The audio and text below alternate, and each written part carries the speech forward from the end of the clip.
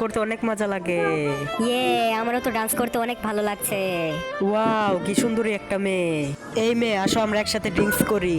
এই মেয়ে, তোমাকে তো আমি ভালোবেসে ফেলেছি। হে হে হে, দেখ দেখ টমের মা কি মোটা। আমার মাকে মোটা বলেছিস? তোর মুখে কেক ছুঁড়ে মারবো। এই কেক আমার মাথায় পড়লো। চিন্তা করো না ডার্লিং, আমি তোমাকে মুছে দিচ্ছি। টমি রে, চল আমরা এখান থেকে চলে যাই। আজ মোটা বলে সবাই অপমান করলো। মাকে তো সবাই অপমান করলো, তাই আমি ব্যাংক থেকে এই টাকাগুলো নিয়ে দোকান থেকে ব্যায়াম করার এই সার্কেলটা নিয়ে যাই। এই নাও মা, এই সার্কেলটা দিয়ে তুমি ব্যায়াম করো।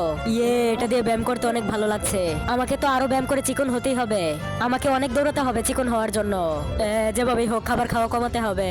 শরীর ফিট রাখার জন্য তো বক্সিংও করতে হবে। ইয়ে, আমাকে তো আরো চেষ্টা করতে হবে। তারপর কি টমির মা চিকন হতে পারলো কিনা সেটা দেখার আগে শয়তানকে ভালোবাসলে কিছু করার দরকার নাই, কিন্তু আল্লাহকে ভালোবাসলে ভিডিওতে লাইক সাবস্ক্রাইব করে কমেন্টে আল্লাহ লিখে যাও। ইয়ে, এই তো শো শুরু হচ্ছে। ইয়ে, আমার মা তো এখন চিকন হয়ে গিয়েছে। হে হে, আমি হয়ে গেছি এখন সবচেয়ে সুন্দরী মহিলা। তুই সরে যা, আমার বউ আগের